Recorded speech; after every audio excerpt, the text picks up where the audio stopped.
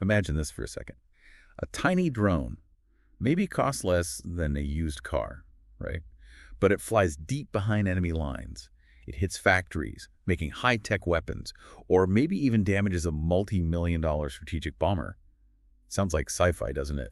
Yeah, almost, Yeah. but it's not. It's the reality of conflict right now. It's a really profound shift we're seeing. Warfare is transforming, driven by tech that gives incredible precision, and like you said, often at a cost that seems, well, tiny compared to the targets. Absolutely. So today we're doing a deep dive into exactly that, this evolving nature of modern warfare. We're going to unpack the huge impact of drone technology, precision strikes, and how it all shows up in the actual documented equipment losses we're seeing. Right. And for this, we're relying on some really detailed open source intelligence reports tracking those losses, plus analyses looking at the bigger picture, the strategic side of drone warfare. Our mission here is to cut through the noise. Yeah. Find those surprising facts, the key insights that show how these technologies are genuinely reshaping battlefields and exposing vulnerabilities nobody really expected. Exactly. We want to give you a shortcut to getting your head around this really critical, fast-moving topic. Okay, so let's get into it. These documented Russian equipment losses. The numbers themselves are, well, pretty sobering. They really paint a picture. Yeah. The overall count, based only on photo or video proof, which is key, stands at 22,295 pieces of equipment. Documented losses. 22,000, that's huge. It is. And remember, documented means visually confirmed. It's a very strict method. So the real numbers, the actual amount of destroyed, damaged, abandoned, or captured gear, almost certainly much higher. So this is really the minimum confirmed number. Precisely. A conservative floor, but even that floor is incredibly high. And digging into that number, the breakdown is stark. Right. Over 17,000 of those were completely destroyed. Right. And thousands more damaged, abandoned, or captured. The biggest chunk seems to be armored combat vehicles, ACVs.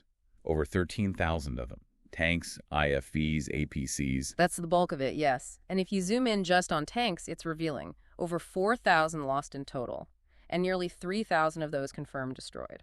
Wow. 3,000 tanks. What kinds are we talking about? Is it mostly older stuff? Well, that's what's interesting. You do see a lot of older models, like the T-62M. Quite a few of those lost, many destroyed or captured. It sort of suggests they're having to dig deep into the reserves, maybe straining their supply of more modern tanks. Makes sense, pulling out the older gear. But it's not just the old stuff taking hits, is it? No, definitely not. Even their more modern tanks, like the T-90M, are showing up in the losses. About 140 of those gone destroyed, damaged, abandoned, captured. So even the top-tier equipment isn't safe. What does that tell us? It fundamentally challenges that old idea that, just having heavy armor makes you safe on today's battlefield. It shows even advanced tanks are vulnerable to these new precision threats, drones, guided missiles. And the infantry fighting vehicles, the IFVs. You said ACVs were the biggest category. Oh, the IFV losses are staggering, over 6,000 lost, and nearly 4,800 of those confirmed destroyed. 4,800 destroyed IFVs. That's incredible. These are the vehicles carrying troops into battle. Exactly. They're supposed to provide fire support, get infantry close. Such high destruction rates really point to how incredibly lethal the environment is for ground troops. Okay, so beyond the ground armor, these precision strikes seem to be hitting other really critical assets too, right? It's not just the front line. Not at all. It's a much broader assault on their capabilities. Take helicopters, for instance. 159 documented losses. That includes over 60 of their advanced K-52 Alligator attack helicopters, 50 of those destroyed. And sources mention some non-combat incidents too, like destruction on the ground. Yeah, which suggests vulnerabilities extend beyond just getting shot down. Maybe airfield attacks, accidents, sabotage, a whole range of things. Right. And what about the things that let them coordinate? Command posts, communications? That's another huge area. Over 300 command posts and communication stations lost, most destroyed, but a significant number captured too. We're talking specialized command vehicles, signal relay trucks, really high-value stuff. Losing those must really mess up their ability to run operations. Absolutely. It's like hitting the nervous system. It creates confusion, delays reactions, degrades overall effectiveness, a cascading effect, like you said earlier. Yeah. And then there's the support equipment, engineering vehicles. Also hit hard. Over 600 lost. Things like mine-clearing vehicles, the UR-77 Meteorite armored recovery vehicles for pulling out damaged tanks, even excavators. So if you can't clear mines or recover your damaged tanks, Your advanced stalls, Your logistics get bogged down, it compounds the problem. It seems incredibly comprehensive. What about their eyes and ears? The radar. Radars. Over 100 radar systems lost, and this includes really crucial ones. Components of their S-300 and S-400 air defense systems, the big strategic ones, surveillance radars, engagement radars. So taking those out essentially pokes holes in their air defense umbrella. Exactly. And counter-battery radars, too, the ones used to find where enemy artillery is firing from. Lots of those destroyed. It blinds them, makes it harder to protect their own forces and assets. And this extends into electronic warfare, too. Jammers and things like that. Yep. Over 90 jammers and deception systems lost, most destroyed. Things like the Borisov-Gleps-2, the ZTEL systems. These are critical for disrupting enemy drones, communications, GPS signals. Losing them means losing control of the electromagnetic spectrum, which is vital now. Even robotic vehicles, unmanned ground vehicles. A smaller number, but yes. About 11 destroyed. Mine-clearing robots like the Uran-6, some armed or logistics UGVs. It really shows that nothing is safe if it can be found and targeted. Which brings us squarely to the drones and precision strikes themselves. This is the real game changer, isn't it? It absolutely is. These technologies are fundamentally changing how battles are fought.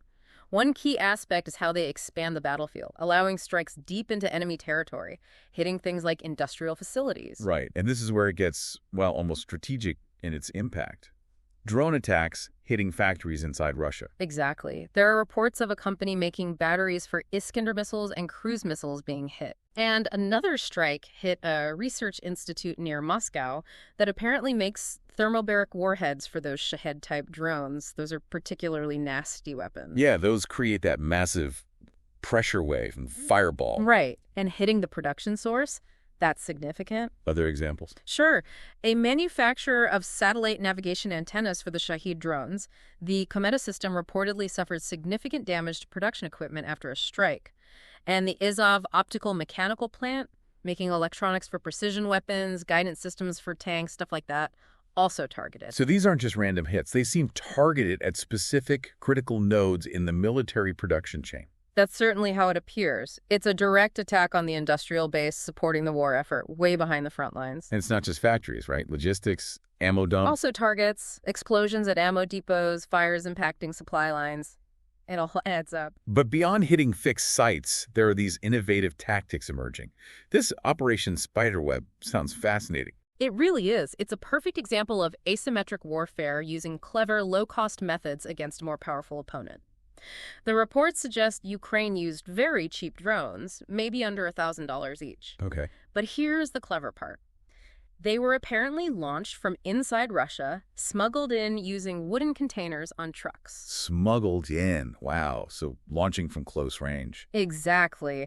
A low-cost delivery system for a low-cost weapon targeting incredibly high-value assets. We're talking strategic bombers, Tu-95s, Tu-22Ms, and even those rare A-50 airborne early warning aircraft at multiple air bases deep inside Russia, like one in Siberia. That's audacious. The claims were pretty big, too, aren't they? Like a third of the bomber fleet damaged or destroyed, billions in damage. Yeah, Ukrainian officials made those claims, estimating around $7 billion in damage. Russia disputes the scale, naturally. Of course. But regardless of the exact numbers, the operation itself shows incredible ingenuity. Resourceful, outside-the-box thinking. And the tech in those drones. Yeah. You mentioned AI. Reportedly, yes. Advanced AI capabilities allowing them to navigate pre-planned routes autonomously, even if they lost their signal. That kind of capability probably wasn't feasible just 5 years ago. It shows how fast this tech is evolving. It really does. And beyond these specific drone ops, you have systems like HIMARS making a big impact, too. Oh, definitely. The precision is key there. Rockets packed with tens of thousands of tungsten pellets or cluster munitions. They can be set for airburst, creating a lethal zone maybe 50 to 100 meters wide, devastating against troop concentrations or soft-skinned vehicles. And there were reports of that brutal double-tap tactic. Yes. Hitting an area, waiting for responders, medics, recovery crews, and then hitting it again. It's grim, but tactically, it maximizes disruption and casualties. All enabled by better surveillance, too, I imagine. Absolutely. Recon drones like the Ukr-Spec system Shark, flying really high, over 3 kilometers up, makes them very hard to spot, very hard to shoot down. They can just loiter, find targets, and relay coordinates for those precise strikes. It's a whole system working together. This all feels like, as the sources say, a real wake-up call. Not just for Russia, but for Western militaries, too. I think that's fair. It demonstrates how vulnerable even sophisticated, expensive air defense systems can be to these cheaper, sometimes simpler hybrid tactics. Military experts point out these big bases with advanced gear, they're big, juicy targets, and drones just dramatically increase the ability to hit them to conduct sabotage. And the cost for Russia must be immense.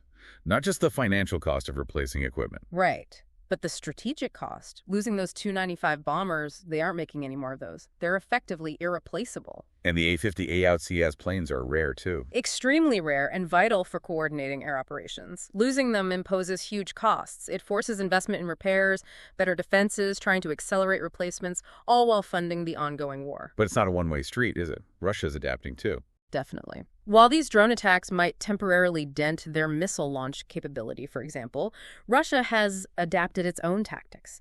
They've used massive swarms of their own drones to try and overwhelm Ukrainian air defenses. It's this constant cycle of measure and countermeasure, innovation and adaptation. It really drives home that analogy you mentioned from the source. Yeah. Comparing this to the early days of the tank in World War I. Exactly. Back then, nobody quite knew what the tank would become. You had all sorts of weird designs being tested. Small ones, huge ones with multiple guns. It took time and battlefield experience to figure out what worked. We're arguably in that same phase with drone warfare right now. Capabilities are exploding. Tactics are evolving almost weekly. That's a really helpful way to frame it. So recapping our deep dive today, we've seen this, frankly, astonishing scale of documented Russian equipment losses. And a huge driver behind that seems to be the transformative power of modern drone technology and precision strikes. Low-cost systems having an outsized asymmetric impact. Yeah, challenging traditional ideas about military power, exposing vulnerabilities, and even the most heavily fortified and advanced assets. The very nature of conflict seems to be shifting under our feet. It really does, moving beyond what many thought of as conventional war. Which leaves us with a pretty big question to think about, doesn't it? How are nations going to keep adapting their defenses, their offensive strategies, in a future where this kind of advanced yet often low-cost drone tech and precision capability can so effectively challenge traditional military strength? How do you defend against something that can bypass your main defenses and strike at your core vulnerabilities? It's a question that's going to dominate military thinking and global security for years to come.